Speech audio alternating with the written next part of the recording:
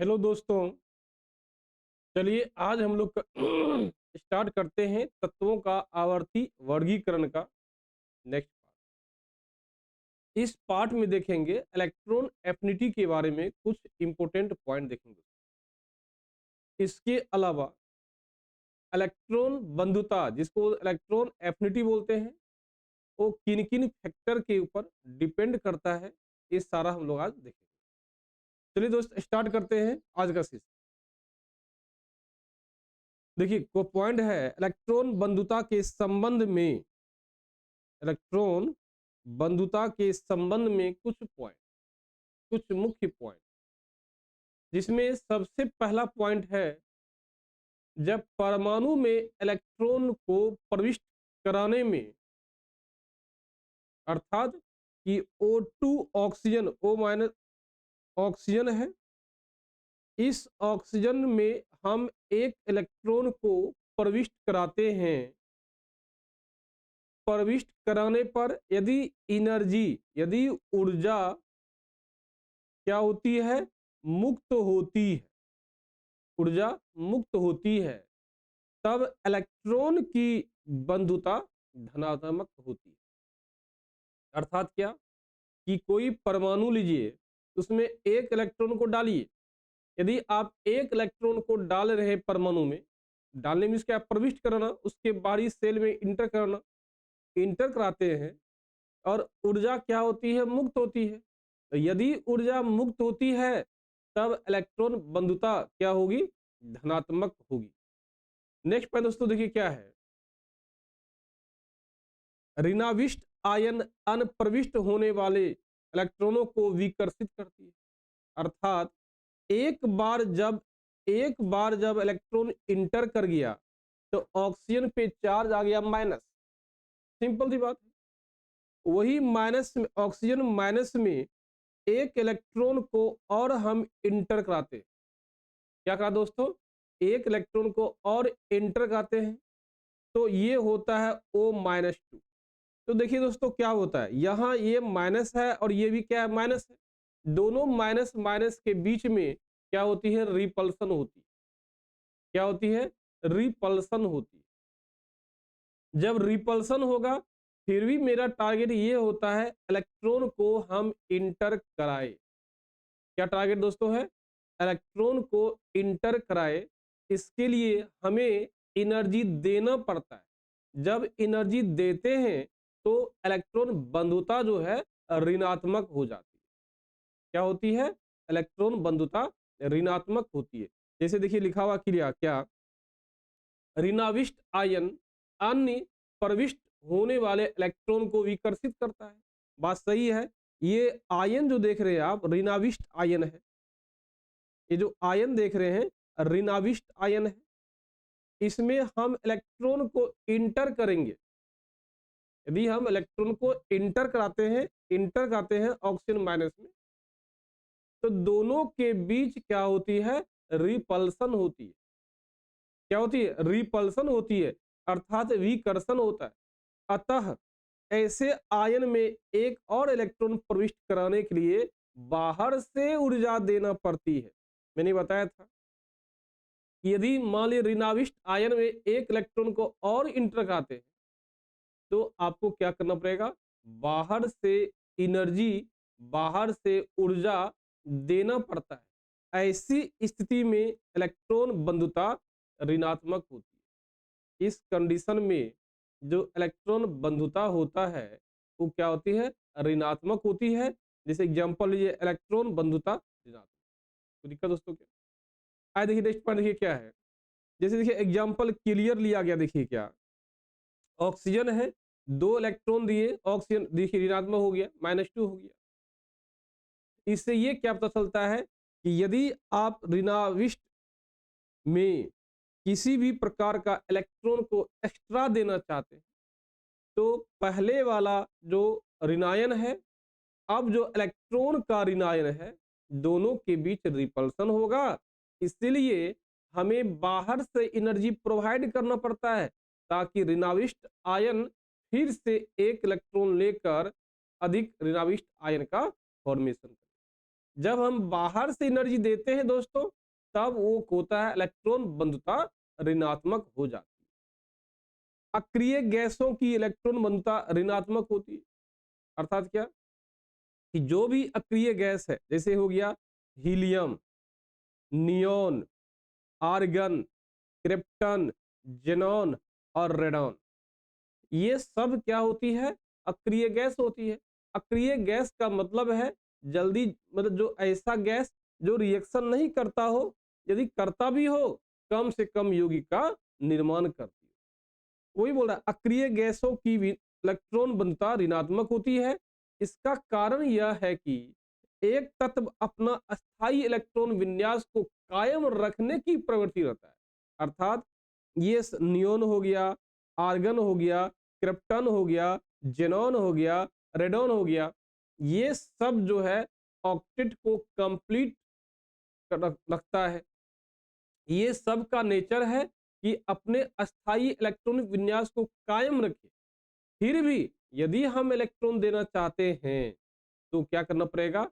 बाहर से एनर्जी आपको प्रोवाइड करना पड़ेगा।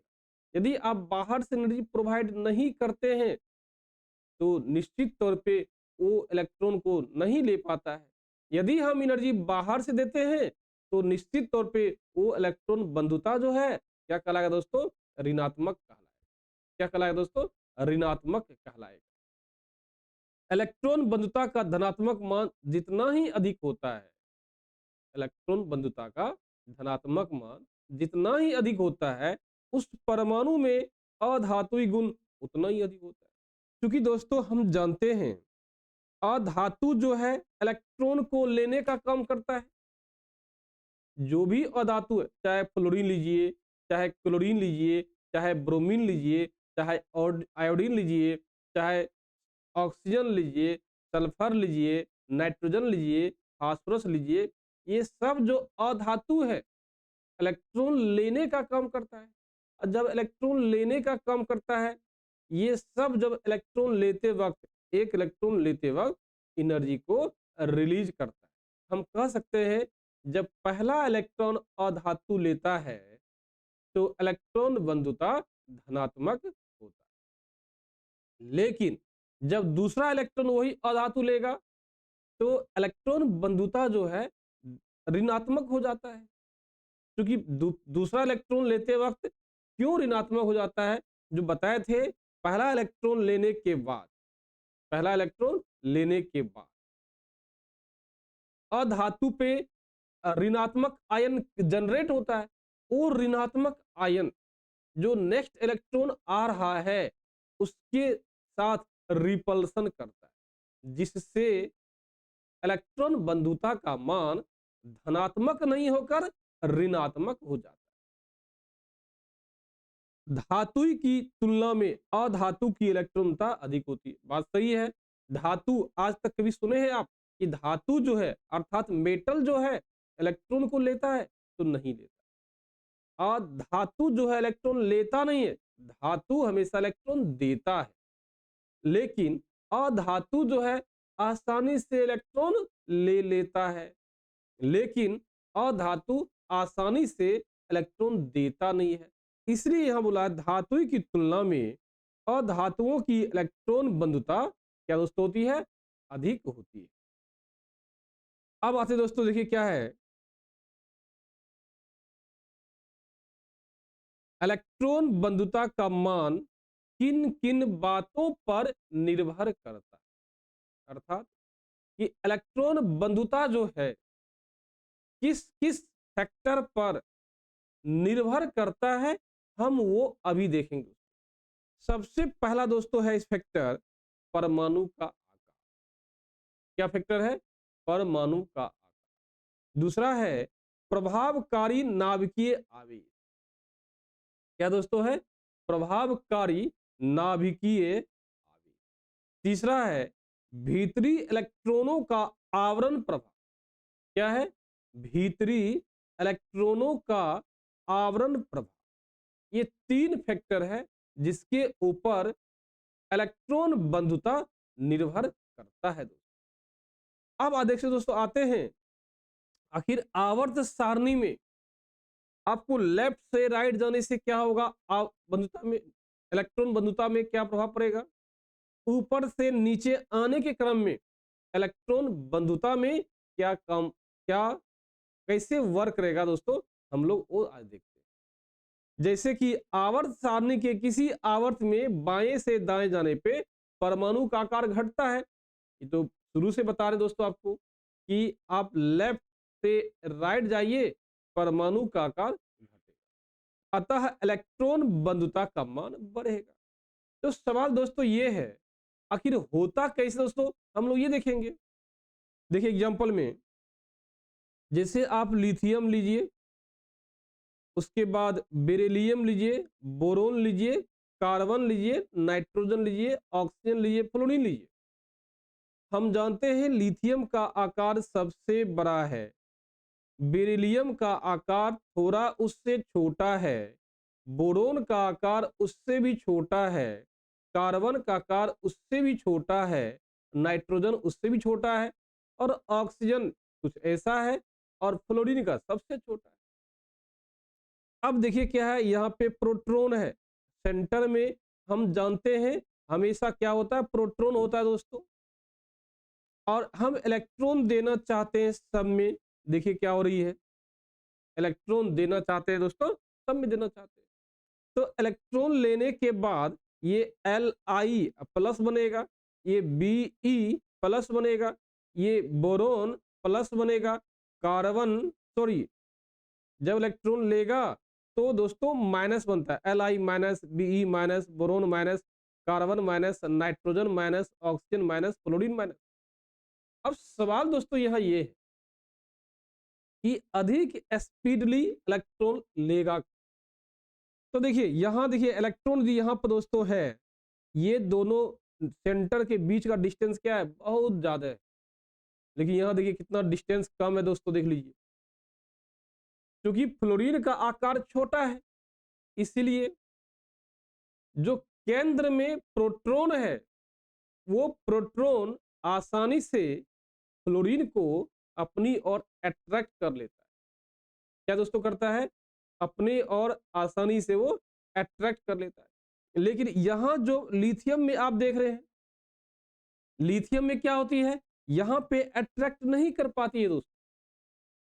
अब सवाल है अट्रैक्ट कर क्यों नहीं पाती है, इसका सिंपल सी बात है, प्रोटॉन जो है नाभिक में, ये प्रोटॉन इलेक्ट्रॉन के ऊपर इफेक्ट नहीं डाल पाता है, अपना प्रभाव नहीं डाल पाता है दोस्तों। जब अपना प्रभाव नहीं डाल पाता है तो क्या होगा, तो निश्चित तौर पे इलेक्ट्रॉन जल्दी वो लेगा नहीं। लेकिन फ्लोरीन क्या है, फ्लोरीन का आकार छोटा है, इसलिए प्रोटॉन जो है फ्लोरीन का, वो इलेक्ट्रॉन के ऊपर आसानी से प्रभाव डाल देता है। इसी का दोस्तों क्या, आवर्त सारणी के किसी आवर्त में बाएं से दाएं जाने पर परमाणु का आकार, बाएं से दाएं जाने पर परमाणु का आकार घटता है, अतः इलेक्ट्रॉन बंधुता का मान क्या होती है दोस्तों, बढ़ जाता है। तो दोस्तों कहानी क्या है, इलेक्ट्रॉन बढ़ने, आकार घटने से इलेक्ट्रॉन बंधुता का मान क्या होती है दोस्तों, बढ़ती है। तो हम कह सकते हैं आकार और इलेक्ट्रॉन बंधुता में कैसा रिलेशन है, ये रिलेशन है इनवर्सली का। कैसे दोस्तों रिलेशन है, ये रिलेशन है इनवर्सली का रिलेशन दोस्तों। आए दोस्तों देखिए नेक्स्ट पॉइंट क्या है, जिन तत्वों के परमाणु के इलेक्ट्रॉनिक विन्यास अपेक्षाकृत अस्थायी होता है, मतलब क्या, कोई बहुत सारा ऐसा तत्व है जिसका इलेक्ट्रॉनिक विन्यास क्या होता है, अस्थायी होता है, वैसे परमाणु में इलेक्ट्रॉन का प्रवेश कराना संभव नहीं होता है। जैसे मान लो दोस्तों helium, helium stable electronic configuration है, नियोन ये क्या है, स्टेबल इलेक्ट्रॉनिक कन्फिगरेशन है, इनमें कहिएगा आप इलेक्ट्रॉन को इंटर करा देंगे, नहीं हो पाता है। क्यों नहीं हो पाता है, क्योंकि पहले से ज्यादा स्टेबल है। इलेक्ट्रॉन कब लेगा कब देगा, जब स्टेबिलिटी को प्राप्त करना चाहेगा, लेकिन जब पहले से स्टेबल है, ना इलेक्ट्रॉन लेगा ना इलेक्ट्रॉन वो देगा। इसलिए बोला गया जिन तत्वों के परमाणु के इलेक्ट्रॉनिक विन्यास अपेक्षाकृत अस्थायी होती है, वैसे परमाणु में इलेक्ट्रॉन का प्रवेश कराना कठिन होता है। एग्जाम्पल, परमाणु का इलेक्ट्रॉनिक विन्यास, परमाणु का इलेक्ट्रॉनिक विन्यास क्या दोस्तों होता है? देखिए, यदि यहां पर आप कह सकते हैं विन्यास में अंतिम में 8 हो जाता है दोस्तों, क्या दोस्तों देखिए होता है अंतिम में 8 हो जाता है, जैसे आप कह सकते हैं दोस्तों क्या 1s2 2s2 2p6। यहाँ देखिए दोस्तों 2 में क्या 8 इलेक्ट्रॉन, इसमें 2s सबसे पूर्णतः भरा हुआ है। देखिए दोस्तों क्या हीलियम बात चल रहा है, हीलियम देखिए क्या होता है 1s2 2s2, देखिए 2s2 पूर्णतः भरा हुआ है, ये इलेक्ट्रॉनिक अस्थाई इलेक्ट्रॉनिक विन्यास है, इसलिए वो जल्दी इलेक्ट्रॉन लेने का कोशिश नहीं करता है। फिर भी आप इलेक्ट्रॉन देना चाहते हैं तो हाई से हाई अमाउंट में एनर्जी आपको प्रोवाइड करना होगा। अतः प्रविष्ट होने वाले इलेक्ट्रॉन उच्चतर ऊर्जा स्तर सबसेल में पहुंच जाता है, अर्थात जो इलेक्ट्रॉन इंटर करेगा वो हायर सेल में जाता है, या आप कह सकते हैं वैलेंस सेल में जाता है।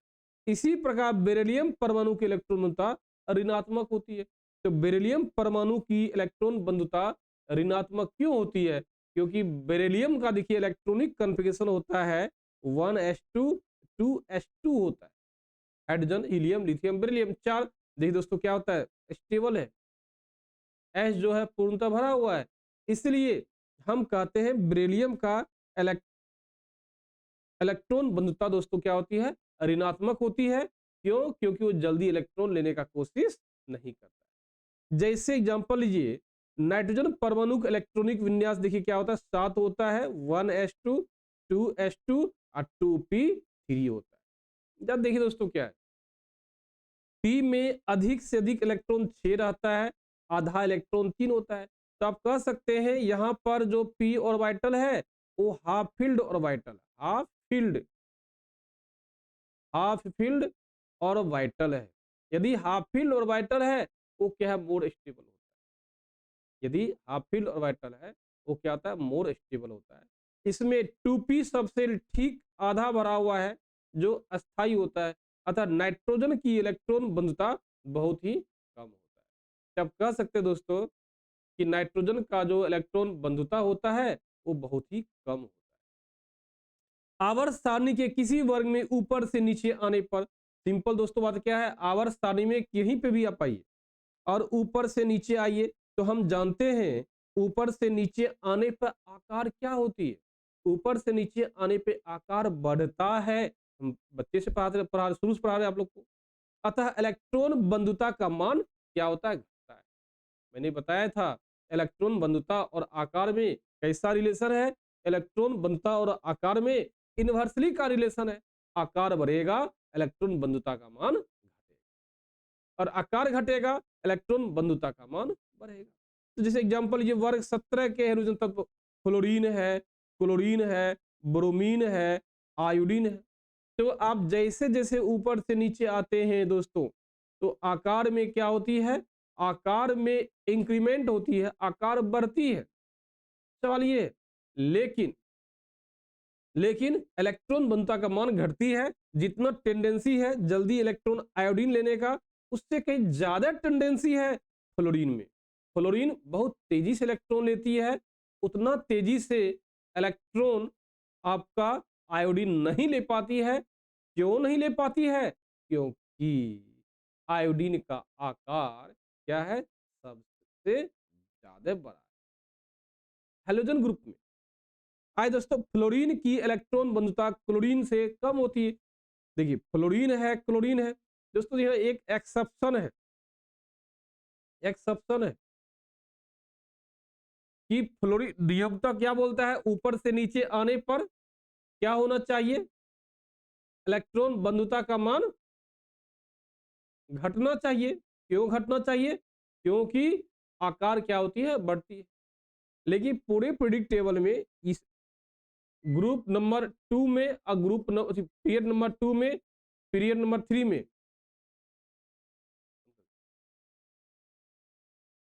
पीरियड नंबर 2 में अब पीरियड नंबर 3 में क्या है डिफरेंस है। पीरियड नंबर 3 का इलेक्ट्रॉन एफिनिटी का मान हमेशा पीरियड नंबर 2 से ज्यादा होता है। जैसे आप फ्लोरीन क्लोरीन लीजिए, ऑक्सीजन सल्फर लीजिए, नाइट्रोजन फास्फोरस लीजिए, हमेशा ये सब का ज्यादा होगा किनसे, रिस्पेक्टिव ये सब। दोस्तों कुछ टेक्निकल प्रॉब्लम हो गया है, मैं कल स्टार्ट करता हूँ सर। जय हिंद।